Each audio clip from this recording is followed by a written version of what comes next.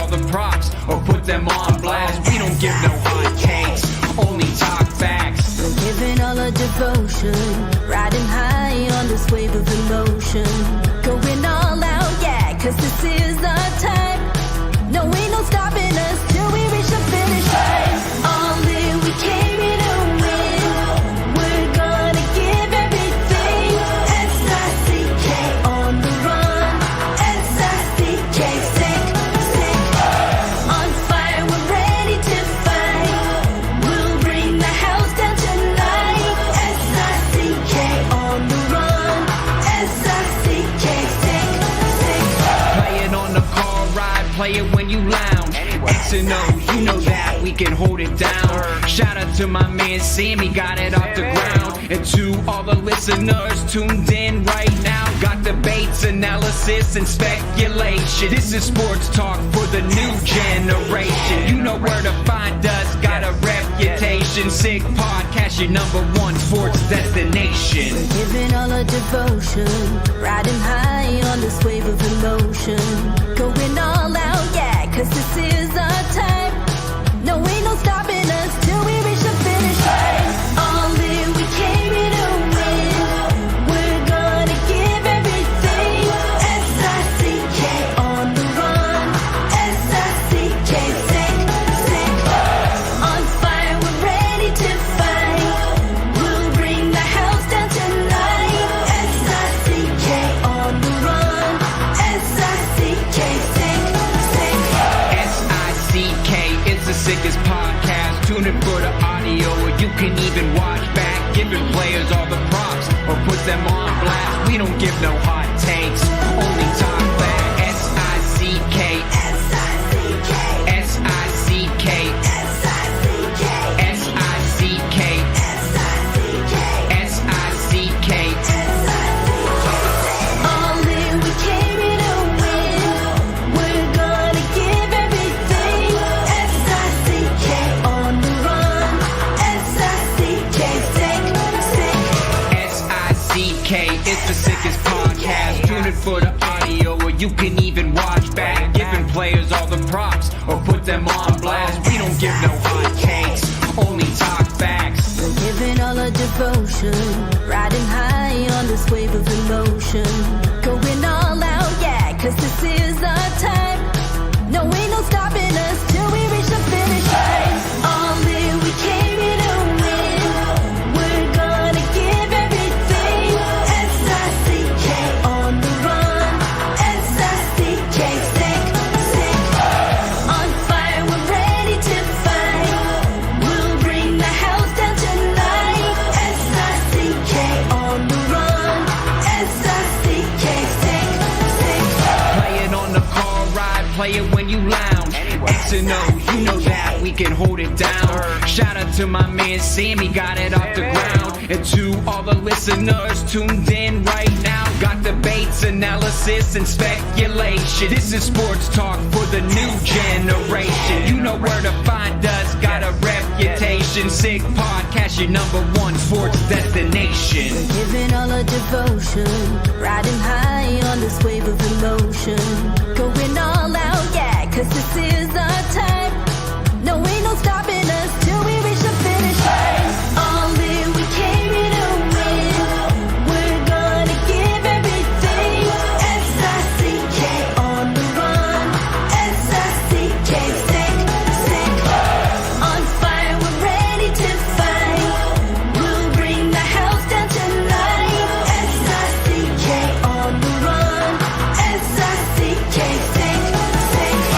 S-I-C-K, it's the sickest podcast. Tune in for the audio, or you can even watch back. Giving players all the props or put them on blast. We don't give no hot takes, only talk back. S-I-C-K, S-I-C-K, S-I-C-K, S-I-C-K, S-I-C-K, S-I-C-K. Turn up your volume. Because you're about to listen to The Sick Podcast. The Eye Test with Pierre, McGuire, and Jimmy Murphy. The Stanley Cup winning Colorado Avalanche. And after 22 years, Raymond Marsh The sickest NHL podcast. Brought to you by TCS Customs and Logistics. Moving pieces, delivering peace of mind. It's gonna be sick. And welcome to another edition of the Eye Test here on the Sick Podcast Network. He is Pierre McGuire, and I am Jimmy Murphy. And Pierre's 2 good games last night, and another team moves on into the second round. Let's get right to it. We'll work backwards. We'll start with that Edmonton-LA game, Pierre. Edmonton Oilers win 4-3 to clinch the series in 5 games. That's now, 2-3 straight times they beat the Kings, I believe? 3 in a row. 3 in a row over the Kings. So the Kings are going to do everything in their power not to play the Oilers in the playoffs next year, I think. But you look at that game, Pierre, and look, great game. And, credit to the Kings for a great season. They now have to reevaluate in the offseason what they're going to do. I think there are some pretty big question marks. We'll get there in a second. But let's talk about the positive in the Edmonton Oilers, Pierre. This is a team that, as I said yesterday, I like what I'm seeing in terms of them being able to win playoff-type games and to pull wins out even when they start to get threatened or anything happens and maybe some, a mistake happens, they recover and they bounce back within the game. And there seems to be a lot more mental fortitude on this Edmonton Oilers team, Pierre. Starts and goals. Stuart Skinner's been good. That Game 4 performance by Stuart Skinner in LA where they won 1-0. That was a huge statement by him, and it was a big believing moment for his teammates. And I know they're all going to say the right things. They believed in him all the time. They knew he was going to be great.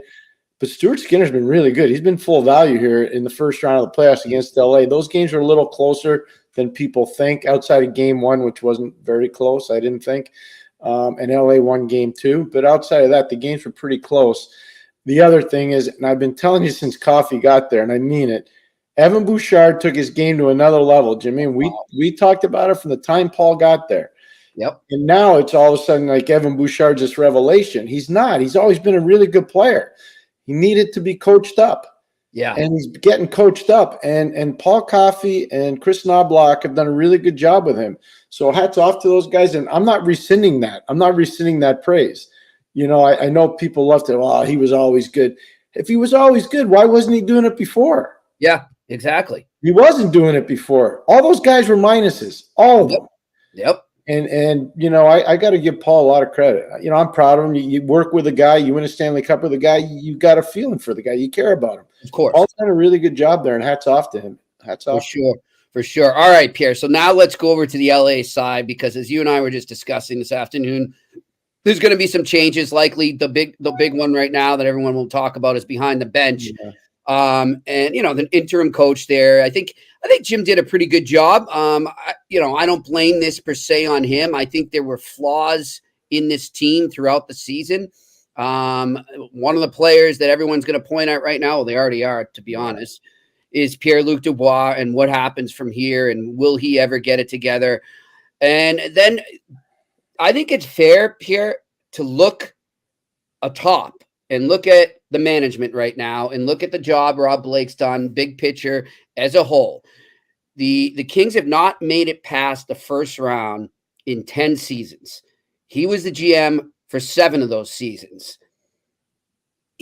There's accountability there. And I wonder, if you're the owners right now and you're looking at it, did they reevaluate? Do they maybe look and say, maybe we just need a different direction right now? Who knows? But all I have to say is that there's something there. Like I feel like these Kings teams lately, they have a foundation to take it to the next level, but they just can't get it together at the right time.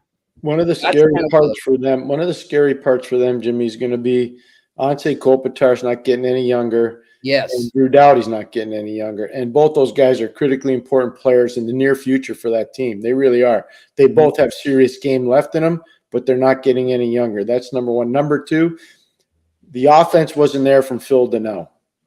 They were expecting more from Phil Deneau. Everybody's going to go after Pierre-Luc Dubois. I get it. He's fair game.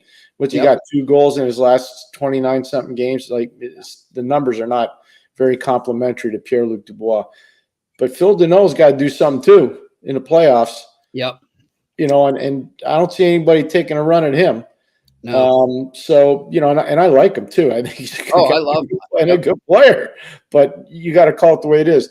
So people are going to go after their management team. I get it. It's all fair. I think Rob Blake's done a really good job there. I think Nelson Emerson, who's his right-hand man, has done a really good job there. I think Luke Robitaille has done a fantastic job there, keeping it all together, making that team relevant in a very competitive sports market. And what people forget is SoFi Stadium, where the football teams that play, notice I said football teams, used to be one team, the Rams, and then they disappeared and they went away. Do you know what I mean? And then the Raiders came in and then they disappeared and went away. Then the Rams came back. Oh, and then the Chargers decided to come. Yeah. And then you got the LA Lakers. Then you got the Clippers. You start doing that, and then you got the Dodgers. You follow me? So Luke Robitaille's done a fantastic job making that team relevant in that community. He really has. And hats off to him on that. My concern for them, where our real good friend to this show, Greg Cronin's team is in Anaheim. Because they're going like this. Yep. And I don't think LA's going like that. No, I think LA is going like this. So do I. So this is where we are right now. And so if I'm ownership, I would like to know what's our 2-year plan to stay ahead of Anaheim and be better. What's our 5-year plan to try to win a cup? It's not, that's the question you have to ask. They may not have the answer right away, but I bet you they do. They're pretty organized. But I don't think you need to be in a rush to do the firing with the upper management. I like Jim Hiller a lot, by the way. Jimmy, I've known him a long time. DJ Smith's a very good friend of mine. I think he's an outstanding coach, especially in the role that he was put in after getting fired in Ottawa. But I do think they're going to, it's just the normal modus operandi of most teams. When your team doesn't perform at the level you want it to, you go out and look at the coaching people that are available. Yep. And unfortunately for those guys in LA, there's a lot of good coaches on the market. A lot. And including, we haven't spoken about it, a guy that at some point has got to get clearance from the league, and Joel Quenneville has to. Yeah. Because if not, I have to think that there'll be a lawsuit for restraint of trade. I mean, I don't know how long you have to pay the penance. But all that being said, the pool of coaching candidates is substantial this offseason. It's substantial. Yeah. So I'm with you on that. It'd be interesting. The thing I worry about with LA too, like you talked about Anaheim going up and up and up right now, and all the prospects they got coming, all the youth that's going to be infused into that lineup here. That's not coming right now in LA. That's the problem. You've got obviously Byfield, you got Clark on the roster right now, but you would know better than me. Anyone of that caliber still coming down the pipe? I think Tyler Madden has an opportunity to play. He's having a real good playoff for them right now in Ontario, or was having one. So no, I think I think there are players in their system that are good. You talked about Quentin Byfield. The potential for Quentin is phenomenal. Oh, huge. And don't forget LaFerriere, who came out of Harvard. He scored in their last game. He's a kid that I've known his game for a long time, going back to when he played at the Kent School in Connecticut. Tremendous talent, and I think he's just starting to scratch the surface. So I don't think there are a lot of holes there. They need to upgrade in goal. I think you would agree. Goaltending needs to be upgraded, and they need depth on defense. Yeah, they need. I think offensively they've got a little bit more than what people think, but that means Pierre-Luc Dubois got to get it together, and that means Phil Deneau's got to be more consistent offensively, especially in bigger games. Who's the guy? I forget his name now. It's slipping out of my mind. He was on LA on defense, a defenseman. He ended up in Arizona. That was Sean Dursey. Yes, that was a big loss. I think he was. I talked about Anaheim. Yep. With Arizona moving to Utah with highly motivated ownership, highly motivated. If you look at the top 50 unrestricted free agents that are available, I have to think that a couple of them will be getting significant calls from new ownership in Utah. So that's another team that LA's got to pay attention to in the neighborhood. You know, Right. I haven't even talked about Vegas. I haven't talked about, the guys in Vancouver. I haven't talked about Calgary and their rebuild. I haven't talked about Edmonton and what they've done the last 3 years against LA. That's a hard neighborhood now. Yeah, It's a for sure. neighborhood. Think of all the cap space they have. And pardon me? Think of all the cap space that they have, Utah. Well, that's where we're going. So, and Yeah. and this is for our friends in San Jose, because we really care about your team. This is why I said a month and a half or 2 months ago, I don't have as much faith in the rebuild. It's not a direct knock on the team. It's the neighborhood that you're in. Yeah. The neighborhood you're in is really populated with a lot of high-end teams right now. And I didn't even know the Utah thing. I had a sensation that there was going to be something going on in Arizona, but I didn't know it was going to be Utah. Yeah.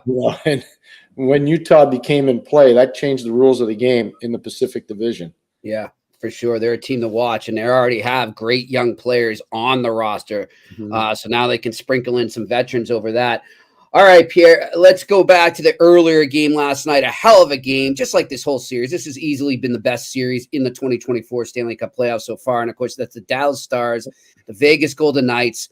The Stars have now won 3 straight. They take a 3-2 win and a 3-2 series lead. It now switches back to Vegas for Game 6 with the Golden Knights, the defending Stanley Cup champions, facing elimination. Pierre, I thought this game went as expected to me. Just a grinding game. I think Vegas could use a little more discipline, specifically one Alex Pietrangelo. But, we'll get to that in a second. But overall, I thought it was what we expected. Just a grinding game, tight checking, and clutch goals from Dallas. I'm going to call this the 2017 series if Dallas wins. Okay. And here's why I'm going to call it that. Miro Heiskanen was the 3rd player picked in the 2017 draft. Jake Ottinger was the 26th player picked in the 2017 draft. Jason Robertson was the 39th pick in the 2017 draft. You tell me 3 other players in Dallas that have put their fingerprints on this series more than those 3 guys. There aren't any. There are 0. Yep. There are 0. Now, Stankhoven really shows me something. He's been a good player for a long time. And obviously Wyatt Johnston. And Wyatt was really good, especially in the games in Vegas. He's a really good player. We all know that. But you think about this. Those 3 players from the 2017 draft, and, I know one guy, Heiskanen. He's from IFK Helsinki. He was a tremendous – all the way through. He was a tremendous player. I know that program inside out. I talked about going to coach their team back in 1996-97. Jarmo Kekalainen was the general manager there, so I went over and spent some time. I know their program really well. And I'll just tell you right now, those amateur scouts – Jimmy Neal's a great general manager. Those amateur scouts in Dallas, man, that's Detroit Red Wing-esque. Yep. When you do that, so you got one guy from Finland, you got one guy from Minnesota who played at BU, and you got another guy from obviously the Ontario League in Robertson. You look at that, those are 3 players from one draft. I know. It's amazing. It's amazing. And I'm glad. I know some of you are commenting over in the comment section. We'll get to that when we do our questions, but people just really starting, if they didn't already, people are really realizing how good Heiskanen is, Pierre, and what he can do. I mean, if he was in a different market, like you've said numerous times, if he was in a real hockey hotbed or a real medium, Northeast market, maybe New York or Boston, or Toronto or Montreal, this guy is a superstar in every sense of the word, but you just don't know about him enough. And now they're getting a glimpse of him. I was great to see that game in prime time last night, so people could really understand how good this guy really is. So you look at the one goal that he set up. It was Stankhoven that eventually takes advantage of the neutral zone turnover by Jack Eichel because it was forced by Miro Heiskanen.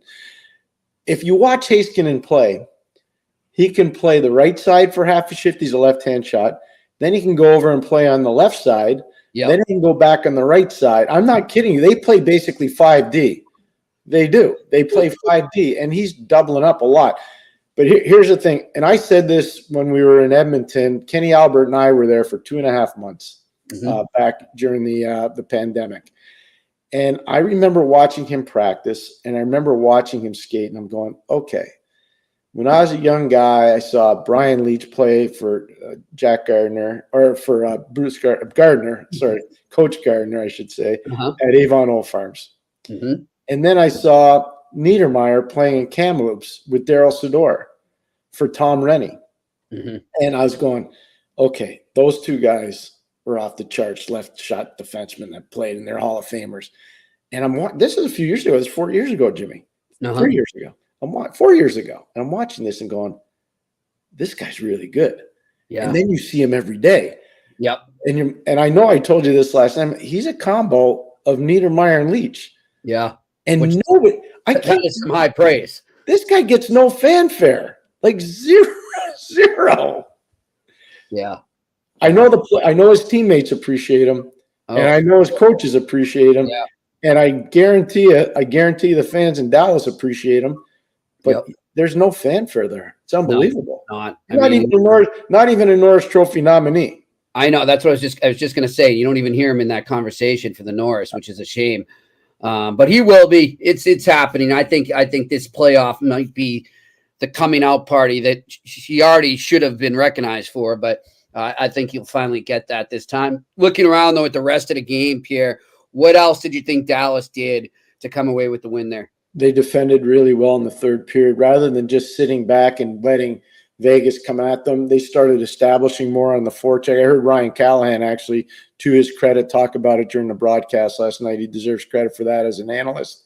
If they sat back, it was going to be a problem. It was almost a problem for them in game number 4. They didn't let it become a problem for them last night, so I thought that was good. They managed the puck a lot better, talking about Dallas, after they got the lead. And by and large, they were pretty disciplined. You said something before that was really appropriate, and I was really surprised.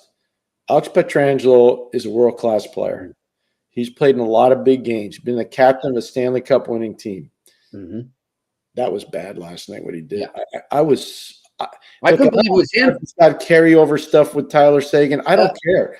That's and he knows better than that. He does. Yeah. I mean, he knows better than that. Yeah. And I'm a big fan of him. By the way, as good a player as he is, and he's a really good player, he's a better man. He's a fantastic person. I'm just telling you, he's a really good man. And I go back to the World Juniors with him, and I remember when he was an 18-year-old playing for St. Louis, and John Davidson was the manager at the time. And I think they played a game in Toronto, and you could just see he wasn't ready. And they sent him back to junior. And then he comes and plays in the World Junior, and you could just see his game slowly start to surge up. And then, the rest is history. The guy becomes, phenomenal player. Yeah. Yeah. No, I mean, look, I just think you look at what he did there. It's a one-off. And there were some people saying, oh, well, that's typical of him. Apparently they've never watched his game before. No. He's always disciplined. He snapped. It was a horrible time for it to happen. Oh, I did. I got to, at some point as we go along here, we'll find out exactly if there's something between those two that I'm not aware of. But something happened. I realized it was him, though. I was like, wow, I can't believe that. I was stunned. Surprised. Now, what did you think of them reversing it to a 2-minute? Did you agree with that? Yes. Okay, me too. It's just by the letter of the law. And I know there are a lot of fans out there saying, well, wait a second. And I saw them. They were showing people in the crowd saying, wait, he's bleeding. You can read their lips. You're right. He was bleeding. And he did get punched in the nose. But it wasn't the stick. It was a glove. It wasn't a cross check. It was a hand. And in the rule book, they either have to give him 5, which it wasn't a 5, or they got to give him 2. There's no in between. So I thought actually, again, Ryan Callahan handled himself really well there. And I thought Dave Jackson, the rules analyst, handled himself really well there too. So that was an enlightening part of the broadcast, I thought, for them last night at ESPN. Go ahead. I did not think it was a major penalty. Okay, me too. I agree. And how about Vegas going to Adin Hill there? Do you agree with the move? I know he's getting second guess now because they lost, obviously.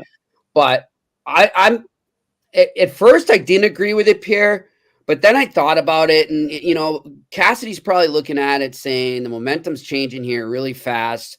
They're coming at us. It's like a wave. I got to do something to shake up the team, and it's not. I'm sure he has a word with Logan Thompson as well, and he says, "This isn't on you, man. I'm trying to make them play guilty." That's basically what I think he was trying to do. And you know, based on his resume, you would think he can come through in this situation. He wasn't, I'd say maybe one goal he wants back, but other than that, I don't have any problem with that decision. I had no. We talked about it yesterday, and that's one of the things we talked about was, he's probably trying to get the players' attention. This is not on Logan Thompson. This is more about trying to get his team's attention. You just said something that I really respect, Jimmy. The coach usually senses when things are slip sliding away. Mm-hmm. You can tell it's either something you don't feel right about in the dressing room, or something that's not feeling good on the bench, or something you're seeing in tape study and you're going, okay, this isn't good. So you're spot on there. I think he felt that, Jimmy. Yeah, I do. They made some other changes to their lineup, and you could just sense they're not comfortable with where their lineup is right now. No, they're not. There's some things that are sort of letting up. Like they're not answering those pushes as much as they were earlier in the series when, you know, the other team has a push of momentum, or they're not matching it, so to speak. And they got to dig deep. They got to dig deep because they're in trouble right now. But I do think, you know, knowing Vegas, heart of a champion, and a lot of good veterans on that team, I do think they force a Game 7, Pierre. They could, but here's a question I have for you because it's important. You talked about, you know, guys going to the next level. How about Ty Dellandrea? How about Sammy Steele? Yeah. You look at like these depth players for Dallas, and I give Will Carey a lot of credit last night. He scored a big goal. I thought he played with a lot of energy for Vegas. Yep. I think the depth players for Dallas are actually kind of taking this series over. You're down 2-0. You lost both games on home ice, and then you go into the visitors' barn and you basically match them, no problem. Yeah. And then you come home and everybody's expecting a letdown, and you fall behind 1-0. And all of a sudden, your guys start to wake up, and who is it? It's Ty Dellandrea. It's Sammy Steele. Like the guys, their depth guys brought them back into the game. Yeah, I mean, that's a good point. I mean, you look on the other side, Pierre, then you can say, well, where's the Chandler Stevenson? Where's Brett Howden? Where's Michael Amadio? Guys like that. Yeah, so Howden hit the crossbar last night. So I'll tell you where they are. Chandler Stevenson, probably the save of this series, has a breakaway in the third period. It's money time. He's got a chance to tie the game. And that right pad from Jake Ottinger comes flashing out. That might have been the best moment tape-wise of that broadcast last night. Yep. They showed the initial save. They showed an angle shot. And then they showed an in-tight shot. So that's how you're supposed to do TV. Yep. And they did it really well. That was probably their best moment of the game in terms of showing something that really mattered in the game. I was happy for the people at home. They got to see a huge play in the game handled properly. Yeah. But I do think I'm with you, though. I think the depth guys need to step up a bit more for Vegas. They do. They do. There's no question. You know, Chandler's got a chance because of his speed and his skill, Chandler Stevenson, to make a difference. He does. And they're going to need him too. They're going to need him to do that. And how about, I mean, you know, credit to Dallas. With first two games, we were really singing the praises of Thomas Hertl. He's had a rough last couple of games, Pierre. No, that's true. The one thing I'd say, and this is where it becomes dicey. I'm obviously not in their room, and I would never ask any of their coaches just out of respect. Right. There's a player on Dallas who played a lot of games with Tomas Hertl in San Jose, Joe Pavelski. Oh, yeah. Good call. So when you are playing in a playoff series like this, and you know that, you know, you've got guys that have played together, you always ask for more intel. Mm-hmm. Strengths, weaknesses, something that we could expose that could maybe get him off his game, certain things that only a teammate would know about anything. And you're not doing anything nefarious. You're just utilizing whatever is available to help your team be better. So I wouldn't be surprised if they've got some intel from Joe as well. Interesting. Good point by you. All right. Before we move on from the games last night, Pierre, something we want to bring up. And look, I don't like ever blaming officials. So that's not what we're doing here. We're saying it both ways in the games we've seen, especially last night. There's been a lot of inconsistencies in the way the games are being called right now. And usually what you see in the first round is it starts to move along, it all evens out, and the refs and the players get on the same page because they understand what the standards are going to be, and it's not as big an issue. But it is an issue right now, and I'm interested to see how the NHL handles this going forward because they need to figure this out before they get to the second round. Well said. I agree. So the referees that worked last night in Dallas were Jean-Hubert and Garrett Rank. Jean-Hubert is a really good official. Mm-hmm. He is. Garrett Rank's a guy that's coming up, and I think he's got a lot of attention from the big decision makers. I think he's done a solid job overall. Yeah, he has. That's what I'm saying. So he's one of those guys they're counting on to raise to another level. In Edmonton, TJ Luxmore and Gordy Dwyer did that game. There were a lot of question marks in that game. Yeah. And most of them, and I'm not making any excuses because I think LA handled it well. Most of them went against LA. Yeah. They did. They just did. Those guys are probably getting video sent to them from the office in New York, I would imagine, or Toronto, and just saying, we didn't like this, we didn't like this, we didn't like this, or we really like that, Yeah. But no, there's been some inconsistencies. There's no question. It's a really hard job. Jimmy, I know I've said thankless before, it's a thankless job. Yeah. You never have a home game. There's no such thing as a home game for a referee. And I can just tell for the people at home that say, oh, the guy he's out of shape. I train with those guys for 2.5 months in the pod every morning, whomever the referees were, every single day for 2.5 months. I saw those guys, and they train just as hard as players do. Oh, yeah. I'm just telling you, they do. They're very professional, and they're proud of the craft that they've chosen to perform. I think there have been some question marks this postseason. Yep. I do think it'll get better because they're going to cut down the size of the officials going forward. But I think there's got to be more consistency on the standard. Okay. I'm going to bring up something from a couple nights ago in Game 5, Bruins-Leafs. Yep. And I forgive me, I forget the referee, which referee it was that did this. But there's a scene there when it wasn't Kazari, it was the other guy. So who's the other guy? Let me go back and look. But anyhow, he's yelling at Marchand and McAvoy. And that was Stevie. That was Stevie. It was Stevie. Okay. And he said, bleep off. Yeah. Is that kosher? Oh, yeah. Okay. Yeah. All right. I've seen the players do it plenty of times. I didn't know if the refs would get in trouble with their bosses. No. The referees get yelled at by everybody. Yeah. Equal opportunity. You may think one bench has a bunch of your buddies on it, and all of a sudden you make a call against them. They're going to let you have it. Yeah, they're not your friends. Going to drop a lot. And then you think the other guys are on your side because you went against the other team, and boom, they're going to give it to you. No, that's fine. In fact, I don't think the league has any problem with that at all whatsoever. And I'm not going to give you their names because it's a different vintage of official. But a lot of the people that are still working for the league as managers of series or referee evaluators, I was coaching or broadcasting when they were working. None of them are Vestal virgins when it comes to their decorum on the ice. Okay. All right.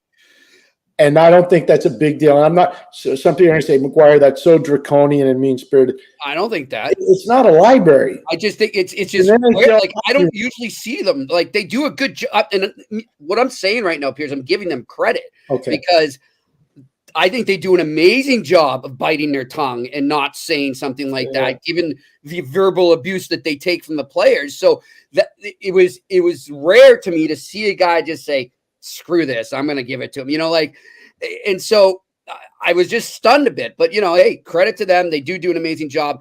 Other question I have for you. Yeah. So if you're the coaches, right? And as we said, it's sort of been like up and down, inconsistent. And one game they're calling this, the next game they're not calling it. How do you get on the same page with the referees without maybe rubbing them the wrong way, but just saying, hey, I just want to know what we can do to stay out of the box. I want to just give me kind of a sign here of where this is going. How do you do that? How do you walk that line with the refs? You don't talk to the refs. You talk to the series manager. Okay. Remember when we had Mr. Bowman on? Mm-hmm. You better remember because you're going to be watching today. Of course I remember. How can I forget? Remember. And what he said about, we need to know what the scrums are going to be like. Okay. What are they going to call the scrum? So he would bring the series manager over and he'd say, okay, tell us what the rules are for scrums so we know. Okay. And then all of a sudden you get the series manager on your side. And again, that's not nefarious. There's nothing against that. Yeah. So you is he at every game, Pierre? The series manager? Is he at every game? Okay. Yeah, he's there all the time. He travels with one series. He doesn't do 5 series. He travels with one. And it's a really good idea by the league to do that. Yeah. Really good idea. It kind of calms everything down. There's a bit of emotion as we saw the other night in Game 5 of Boston Toronto. But that's how you do it. It's not negotiation. You try to reason with the series manager. Okay. And then they relay what they think are issues to the officials going into tonight's Game 6. Okay. And sometimes the guys at the league office will say, hey, we could have a problem with Bertuzzi and Marchand. I'll just use that as an example, okay? Because that's happened in this series. Yeah, for sure. So just watch out. Just watch out for it. They give you pre-scouting tips. Okay. And I think the level of professionalism at the officiating office is extremely high. Yeah. I'm telling you, Jimmy, it's really high. But that's how more times than not, that's how you deal with it. You deal with it by talking to the series manager. Gotcha. Good stuff. All right, let's look ahead. We got one game tonight, Pierre, and of course it's the Boston Bruins and the Toronto Maple Leafs. The Maple Leafs once again facing elimination, and once again they will have to do it without Austin Matthews, who was ruled out today after the Leafs game day skate. Bruins have a couple changes. We'll get to that. Pierre, how do you think they handled not having Matthews the other day, and can they do it again? I thought they were fantastic. I thought Domi went to another level in terms of discipline and faceoffs. I thought Marner was much better. Nylander was much better. Bertuzzi was really complimentary to the line that he played on with Marner and Domi. So I thought they handled it really well. To me, the most important thing, you said it the other night, and you were right. Okay. The first goal matters. Yes. You were right. Yep. You were right. Toronto got into their game. Oh, yeah. Did Boston tie it up? They did. But that first goal allowed Toronto to believe in their game. Yep. And they started to establish more of a forecheck and more of a cycle and force Boston to be on their heels rather than their toes. If they fall behind 1-0, I don't think they do that. No, but they didn't. To your point, you know what else it does? It shuts the opposing crowd up too. Well, it buttoned them up pretty good for a little while, and then so tonight, it's important for Toronto to do the same thing. I think it's even more important when you're on home ice, Pierre, because you don't want that crowd to turn on you, right? You got to utilize that as a weapon. You don't want it to backfire on you. So I think it's even more important tonight. The other thing, though, I noticed, and maybe it was just down the stretch run because they were trying to get him 70 goals. But I thought I saw it a lot, too, in the first 2 games, is that they were constantly thinking, where's Austin? If Austin was on the ice, it was constantly, where's Austin? Get it to him, feed it to him, feed it to him, feed it to him. There's 4 other guys on the ice. You have other weapons. And I felt like maybe they were a little too conscious of that, and maybe not having him there freed up other ideas and other players as options. I don't know. Jimmy, I respect your opinion so much. Here's what I'll tell you. I had the privilege. You don't coach Mario Lemieux, you maintain him, okay? You just maintain him. We had that too. Mm-hmm. If you had Mario on your team, you'd be looking to pass to him too. It's natural, yeah. But it didn't affect our team the way it did when Mario wasn't in the lineup. There was no correlation. Okay. So I would say people are looking for that. I get it. Yep. But you still want that 69 goal score in your lineup. Oh yeah. Now here's the other thing, Pierre, and I don't know if you are familiar with this. I'm dating myself here. We're going back like 30 years or maybe just under, when Patrick Ewing was playing for the Knicks and they had a playoff run. I think it went on to say like 94, and he was out for almost a whole series. And the Knicks really elevated their game in his absence and surprised people. And Was it were John Starks? Was it John? yeah, those years, exactly. There you And go. so I think it was Bill Simmons, who used to write for Sports Illustrated and the ESPN. He called it the Patrick Ewing theory. And the theory was that sometimes when your superstar is not in the lineup, it instinctively elevates your game because you're trying to compensate for his loss. Yeah. So I think maybe that had a little effect there. That I would cede you. You know what I mean? Like they're like, it's almost natural now. We gotta elevate a bit because we don't have Austin. No, that's fair. That part I'll agree to. But the passing part and Now, you still, I'll tell you one thing. You still want that guy. Yeah, I'm glad you brought up Marner and Nylander though too, because I don't, where are all the people that were ready to trade them after Game 4? I didn't see anyone crediting them. No, they're still there. Don't worry. Yeah. Anywhere. Like, it's okay. You want to criticize people when they deserve it, do it. But give them credit when they deserve it as well. And those guys elevated. They led like leaders in that game. They really did. And I was really impressed with them. I agree. That's good for you to have that passion. I agree with you, Jimmy. Yeah. Right is right and wrong is wrong. And they were no good. Both those guys weren't particularly good at the start of the series. But tell you what, there's a Game 6 because they were good. Yep. And there's a Game 6. You know what, Joseph Wall? I was just going to go there. And there's the other guy that's got to be huge tonight. That's going to be something. There's a lot of pressure.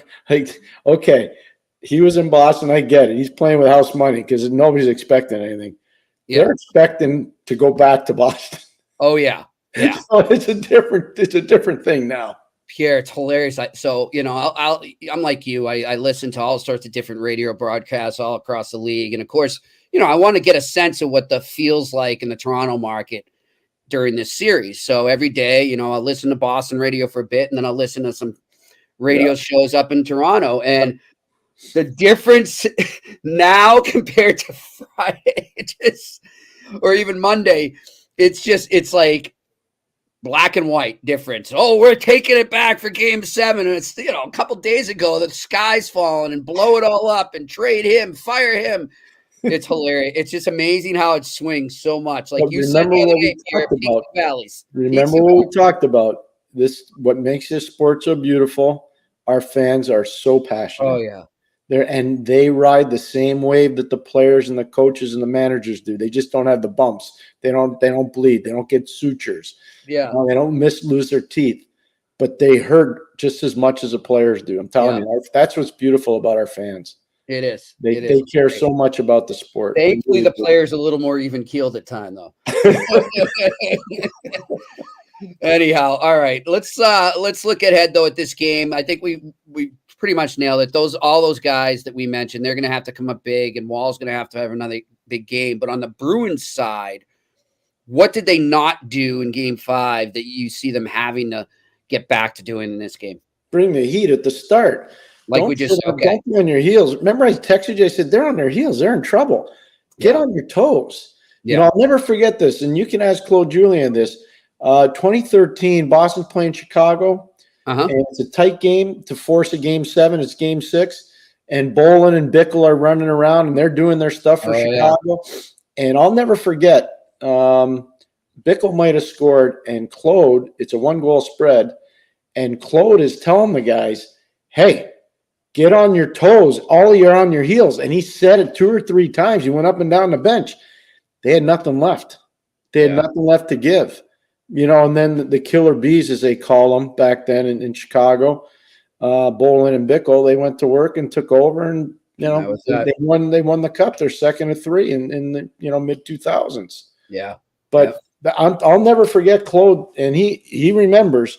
I was standing 10 feet from him, and it was loud in the building, and he tried everything to get them going. It just wasn't. He just had nothing left to give. To be fair, Chara was hurt. Yep. Bergeron was hurt. They had a lot of guys. They had a lot of guys messed up. Yeah. And they couldn't dig any deeper. They dug as deep as they could go. That was, people look at that series. It was a lot closer than people think. Some people, I like fans would say, "Oh, the Blackhawks own them." I was like, that was a close series. No. I did it. No chance. Yeah. And I'll just say this: you talked about tonight. Really important that Boston be ready to pounce. Because if they start the game the same way as they started Game 5, You're in you trouble. got a Game 7 coming. Yep, you got a Game 7. You for got a sure. Game 7 on And then Saturday night. anything can happen. You got a Game 7. Yeah. I'm just telling you, you're going to have one. If they're on their toes, I think they'll be in a better position. They'll plant a seed of doubt if they score early, and the fans will get a little jittery, and the players will feel that. Yep, I'm with you on that. I have a lot of questions because I don't want to leave anybody high and dry. We're going to go right to it. I'm just making sure I didn't miss anything from today. There's nothing new on Brindamore. He says he feels good. Okay, we're doing a no Brindamore talk anymore. The playoffs are going on. This is a Brindamore free zone. Let's do it. All right. You know what I think of Rod? I'm a huge fan. Oh, yeah. Respect the heck out of him as a player and as a coach and as a person. There's no way they should be negotiating a contract during the playoffs. Stop the nonsense. I'm with you. All right, I like it. We're creating a Brindamore free zone. I have one question for you. Yes. How bad is Danton Heinen hurt? I think it's bad because the other night, Pierre, is interesting. I don't know if I don't think I told you this. So he comes out for warm-ups. He left. And then the Bruins send out, right as warm-ups end, the teams will send out their lineup, right, and their lines. And he wasn't in it. And so, okay, he tried, and he's not going to play. And then all of a sudden, he comes out for the game, and he's on the bench, and then they resent the lineup, and he was in it. So there's something he's been battling for a bit here, and he's been trying to fight through it. But today, he didn't even get on the ice for warm-ups. So I think he's hurting pretty bad to not be able to go. Yeah, and Grizz is just a healthy scratch, Grizzlick? Grizzlick is a healthy scratch, and they'll put Kevin Shattenkirk back in. Okay. I got to say, too, Pierre, and look, I'm not – he had a regrettable game. He'd be the first to tell you that. It was not a good game for Matt Grizzlick in Game 5. But just, for Bruins fans listening out there, just be wary of things you say. He's a human being. He's given his all to this organization, and he's probably gone after this. He's a free agent coming up. This is probably it for him in Boston. We all know his dad's worked for the team in the arena there, but there's a lot of unnecessary stuff being said. So just keep that in mind that he's a human being. That's all. I'm really proud of you, Jimmy. Way to go. I've known Grizzlick a long time. He's a good kid.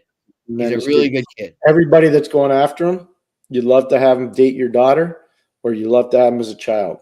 Yeah. He's a great person. He's a great person. All right, let's get to the questions here. And before we do, let's talk about CBET. One game today, but you got plenty of options. You can bet the line. You can bet the puck line. You can bet all the props there, what have you, shots on goals, assists, points, what have you. One guy I'd look at right now if I was you out there and you're thinking about betting on some player props is Brad Marchand. I think he had a frustrating game, and usually when he has a rough game, he bounces back pretty good. And other than that, he's been amazing in this series. So see if you can get some good value on some Brad Marchand props there and go over to CBET right now. You'll get $300 Canadian back, win or lose on your first bet. So go over there right now and use the code SICK. That's SICK, SICK over at CBET. And of course, our other sponsor is TCS Customs and Logistics. Unlock the full potential of your shipping operation with TCS Customs and Logistics. From around the corner to around the world, flatbeds to air freight, customs clearance to drawback consulting, TCS is a one-stop shop for all things transport, moving pieces, and delivering a peace of mind. For a no-obligation customs or freight quote, contact sickpodcast@shiptcs.com. Again, that is sickpodcast@shiptcs.com. All right, let's get to our questions here on a Thursday afternoon. What do we got? Chris Blue Shirts. What's up, Chris? After Dallas's third goal last night, I saw Cassidy write something down on a notepad. Any idea on what he might have written? Do other coaches do that as well? Keep up the great work. Pierre, I'll let you take that. Lots of coaches do that. It's just a subtle reminder. It's probably they're looking at a turnover or a breakdown that would have happened in in-zone cover or transition defense, a player that might have made a misread. I worked with Bob Johnson, and he used to have this legendary notebook, and when he'd go into his office, there'd be a box.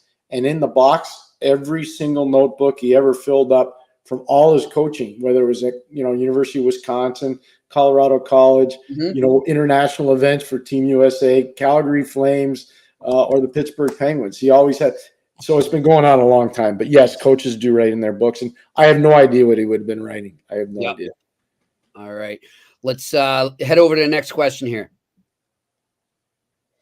All right, Alex Ivanovsky. If your LA is Markstrom or convincing Allmark to come to LA, your biggest priority. They need a goalie so bad. They need saves. They aren't going to outgun the Oilers. Also, wouldn't hurt to get more D. Completely agree. Well, that's what we were talking about before, Alex, and we agree with you 100%. There's going to be a goalie market. You know, we'll see how it plays out. I do think there'll be a goalie market this summer. But I would say their number one thing in LA would be goalie and more depth on defense. I would agree. All right. Yeah. I want to tell us before we go to the next question there too. Paul Altmaier is asking to make sure that you can have TSN 690 in the States so they can listen to Mitch. And I keep trying to respond. Something's going on. I'm unable to respond, Paul. So I'll let you know if you go to the TSN app on your phone, download that. I know you used to be able to do tune in. I got frustrated too, but I realized that you can still do it on a TSN app. You can listen to TSN 690, TSN 1050, and TSN 1200 in Ottawa there. So that's how you do it. You can still listen to Mitch Melnick, and I'm glad you do want to listen to him because he's our favorite as well. And, of course, Pierre and I are on there frequently. So, hey, before you get going, can I just address Paul Altmaier? Oh, he's a great man. I think he's one of the best off-ice officials in the NHL. He is. And I mean that, Paulie. I do. I mean that from the bottom of my heart. You guys, the Boston guys are good guys, and he's one of the better guys out there. I love going and talking to Paul when we're at the games, before the games, and after. All right, let's go to the next question. Alex Ovanovsky. Also, what did you think of John Cooper's comments about Tampa Bay's window? I still think they have a chance to win it all. The problem is I think it's probably next year and nothing. I'd go all in 2025. I think internally they believe they still have a chance to win. This reminds me a lot of Pittsburgh, where they still believe they have a chance to win. And when Kyle Dubas came from Toronto, I believe he told ownership and the people there that he still had a chance to win in Pittsburgh with Crosby and Malkin and Letang, and they went all in to get Karlsson. They missed the playoffs. I think the window in Tampa is closing pretty quick. And if they have a big off season, they still have a chance. If they do not have a significant off season, I think it's going to be hard. And remember, we're in a cap league, and most of their draft collateral has been spent to get players to make them relevant over the last 2 years. Pull up where they are next year, next season. Let's see. I'll pull that up right now. They're definitely at that crossroads moment. Don't forget they got to get Stamkos signed. That's not. I mean, I think he'll give them a hometown discount, but I don't think it'll be that significant a discount. So they are projected to have just $11.6 million for next season when everything's off the books. Now that's obviously they could bring some of the guys back, namely Stamkos, like Pierre just said. So that 11.6 could dwindle pretty fast. Yep. They want to do things. It's going to have to be through trades, I think. But then, like you said, they don't have much draft capital, so they're in a predicament for sure. They are. All right, next question. Mike, thoughts on why high sticking penalty that causes blood is a 4-minute, but a roughing penalty that causes blood is not? It's a valid question. Valid question. We still have fighting in our league. Yeah. Yep. That's true. I'm not going to try to make the rules. Yeah. I'm just going to report on them. I'm with Pierre. Next question. Jeffrey B. Sam Bennett is expected to be ready for the second round now. Considering Florida finished off Tampa without him, how much of a boost will his presence provide this team? Huge. Gigantic. Huge. He's a playoff guy. I still can't believe Calgary traded him. I still don't get the genesis of that. Like and Jimmy, I've been telling you this for 9 months. Yep. I don't get what they were. Anyways, different GM. He's in Toronto now. Craig Conroy's there, so we'll give him the benefit of the doubt. Here's what I would say, though. We had George Richards on the other day from Florida, and he did a great job with us, and he was I thought he was really good. And, he wasn't sure where they stood on Bennett at this point health-wise. But if it's being reported he's coming back, I believe that. Yep, that's a huge addition for them. He is the ultimate playoff player. All right, next question. Randy Workman, does it motivate opposing teams when players like Swayman did by saying he's confident they're going to go there and win? Yeah, I don't know if you saw that, Pierre. He was pretty stern in his words that we will be a different team. And I'm getting goosebumps just thinking about those were his words. I'm getting goosebumps thinking about playing in front of that crowd again. Yeah, I mean, if Boston loses, people are going to point the finger at him. And if Boston wins, it's going to be his Mark Messier moment. Yep. No, it's going to be his Mark Messier moment from the early 1990s when he said, I guarantee we're going to beat the New Jersey Devils. Yeah. He was right. They did. I'll tell you, Pierre, look, I love what he said. He did a great job with us the other day, but he is, I'm telling you, a future politician, Pierre. The guy is so polished and so careful with his words, so rehearsed and ready and stays right. He comes in with a plan and he sticks with it. Even if the questions that are coming in are a little curveball or something, he does a good job. He's got politician written all over him when he gets out of hockey. His first year in Boston, NBC still had the package. I was in Boston to do a game, and he sent one of the equipment guys in to see me and say, we have this goalie from the University of Maine. His name's Jeremy Swayman. He'd love to talk to you. So I go, I'd love to talk to him. Yeah. Because I knew him. I had watched him play at Maine. And first thing he does is he sits down next to me. He says, I can't believe I'm here. I'm from Alaska. I said, I know where you're from, and I know where you played. Yeah. And he goes, oh, wow, I can't believe. We had the nicest visit. It was awesome. And he loves talking hockey. He talks amazingly well. And I said, you come from a long line of really good goalies from Maine. And I said, you got to look at really good players that played the position, like guys like Jimmy Howard and Garth Snow. Yep. And I started going over the legacy of all the good Maine goalies that had played. And then I said to him, there was a guy that was really good. His name was Matt Del Judas. Oh, I remember Matt Del Judas. And I said, yeah, I tried to recruit him a long time ago. And he's like, oh, I have to look that up. But he was so into it. He got drafted by the Bruins. Yeah, he was so into it. Yeah, he did. He was so into it. I was, man, he was just a rookie. Yeah.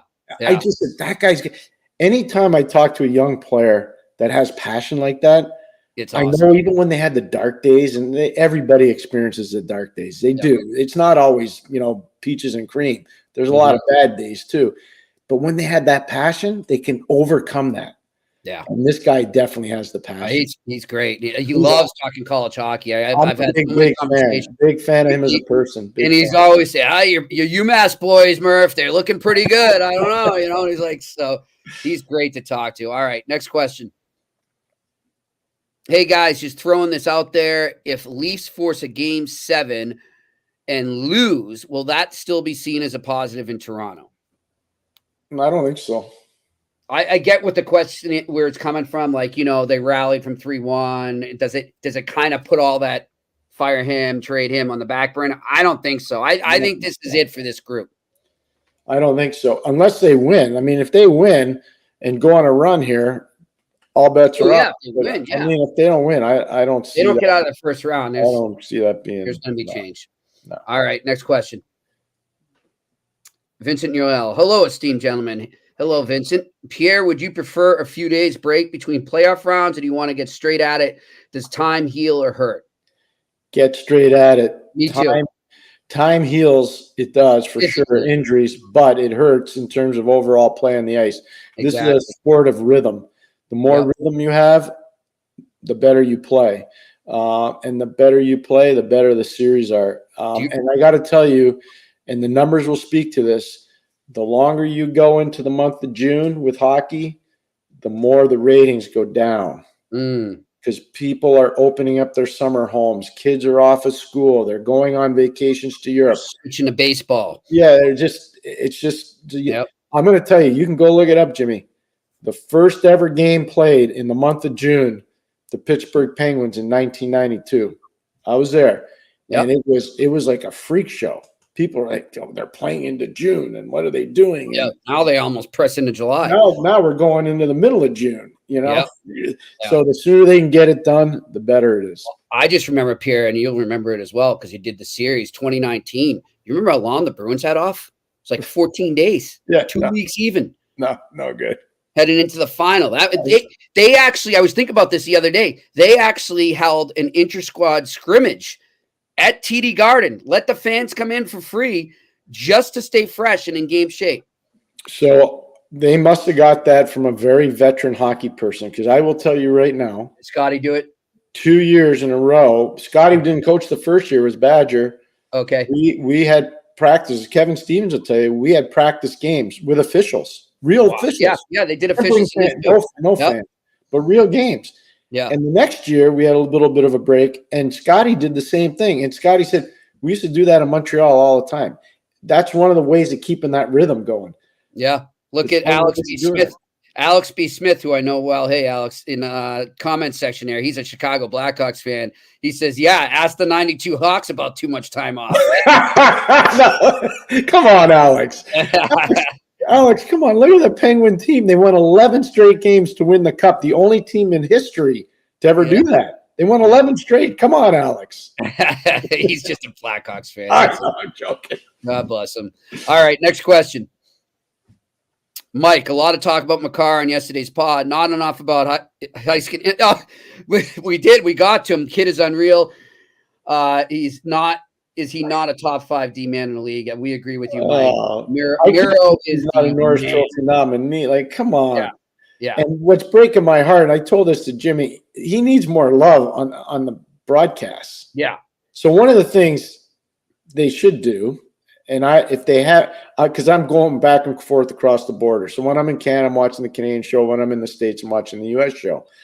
And one thing they should do is they should show an elite offensive play, a great defensive play, composure with the puck in his own zone, and how he can play the right side and the left side. Mm-hmm. And if you did that in a 30-second sequence of radio or TV time, everybody would get an idea how good this guy is, because he's freaking good. He's really good. Yeah. Well, we'll see if they catch on to that. All right, next question. Alex Ivanovsky, what's going on with Anthony Mantha? Why hasn't he lived up to his potential with either Washington or Vegas now? What do you see with him? He didn't live up to his potential in Detroit either. That's why It's Detroit. $1 million question. Washington.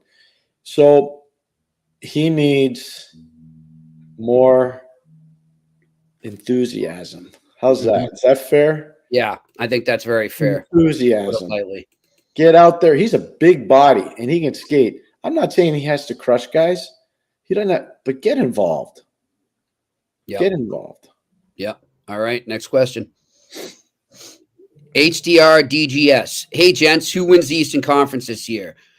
I had the Rangers. I'll stick with my pick, but I'm not knowing if that's going to happen. The Hurricanes are going to be pretty tough to get by as well. I had a team down in South Florida. And that's a tough team as well, the Florida Panthers. And I'm telling you, Jimmy, the only reason I'm doing this right now is because I love you as a partner. I don't predict stuff on the air. Yep. Because I have to deal with the whiplash of all these friends of mine teams, and I don't like doing it. I just think Florida's really well built. I think Paul Maurice has done a fantastic job with his staff there. I really do. Sylvain Lefebvre and Jamie Compton, they've done a great job. Robbie Talos with the goalies. They've done a really – Luongo, obviously, Roberto's been very good. But they've done a nice job. As a management team, led by Billy Zito, Paul Fenton's there. They got a lot of really good people there. They do. Paul, so I just look at it. I think they're going to be tough to beat. They're very built for the playoffs. Especially if Bennett's back. Yep. Good point. All right, next question. Jeffrey B. Do you see David Quinn getting a new job as coach or assistant? He was unfairly fired by the Sharks. Pierre, I think we had this discussion last week, and I asked the same question to you, and what did you tell me? Do you remember? I do. I actually talked to David today. He was flying back. He was flying back to Boston today. He'll be in Boston today. We're actually going to talk on the phone tonight. So I'm telling tales out of school. But yeah, no, David, I think is excited about what the future brings. And, it's a really tough situation in San Jose. Really tough situation. I think he's a very good coach. I think he's been in 2 very difficult situations. And I do think he'll get another opportunity. And maybe it's at the college level. That's where I was going to go. Maybe it's at the pro level. I don't want to speak for David. I don't think that's appropriate. But what I do think is appropriate is that he's a really good hockey coach. And he did a heck of a job making Boston University hockey relevant again. He did.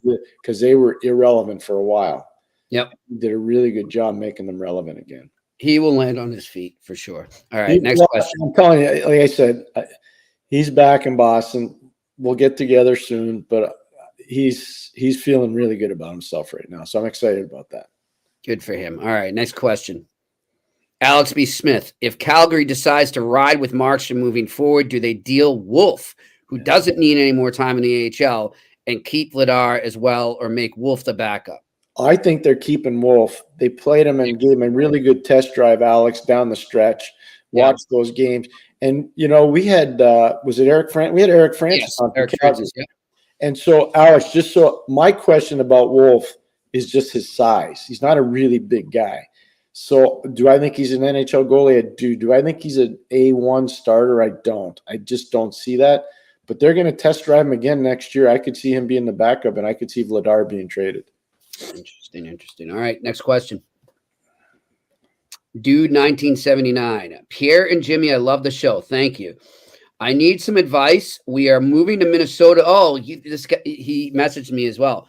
We are moving to Minnesota this summer, and my son is a 16U AA goalie. How do we go about finding my son a team? Okay, so I'm going to take this over. I have a very good friend of mine that played for a team that I coach in the NHL. He lives in Minnesota. He's a tremendous hockey person. He does a lot of counseling for children like your son, getting them appropriately set up. You leave that to me. Jimmy's going to keep your email. I'm going to talk to my friend, my former player tonight. I will have an answer for you tomorrow. Jimmy, keep that. I told you. Yep. And he messaged me, so we'll be. I promise I'll have an answer for you tomorrow. I will be in touch with my friend tonight. See, that's why I got the best teammate in the league. Here we go. Next question. Are we done? Oh, we might be done. Yep, we are done, Pierre. Right on the dot, right at 5 o'clock. There we go, my friend. That's great. Huh? I was having fun. I know. We'll still do a couple more if they're there, but I don't see any. I think everybody's going to dinner. Yeah. Well, they got a little extra time. 8 o'clock start. Remember that, folks. Not at 7 p.m. Eastern, 8 p.m. Eastern. The only game on tonight, Bruins and Maple Leafs, Game 6 from Toronto. Jimmy, before we go, I want to thank the guys at CBET and TCS for having confidence in our show. They've been amazing sponsors. We're really grateful. Without you, we don't know how much longer we can do the show, but now the show's just starting to percolate, and we're so grateful. Yep. Really grateful for your belief in us and the show, and the guys in Montreal and the girls in Montreal. Thank you so much. It's been great. It's been really good. And Rosa, you get better, Rosa. We're thinking about you all the time. We are. And also I want to thank, of course, our listeners and viewers with their wonderful questions and the support they give us. And, for those who come up to me, I know some of you that listen came up to me the other night at the Bruins game. It means a lot to hear your support, so we appreciate it. Yep. And we will be here to give you more great content on the eye test on the Sick Podcast Network. Join us tomorrow for another edition. Until then, enjoy the hockey. And that's a wrap. Hope you don't miss us too much until next time. Follow the Eye Test with Pierre McGuire and Jimmy Murphy on YouTube, Facebook, Google Play, and Apple Podcasts. Brought to you by TCS Customs and Logistics. Moving pieces, delivering peace of mind.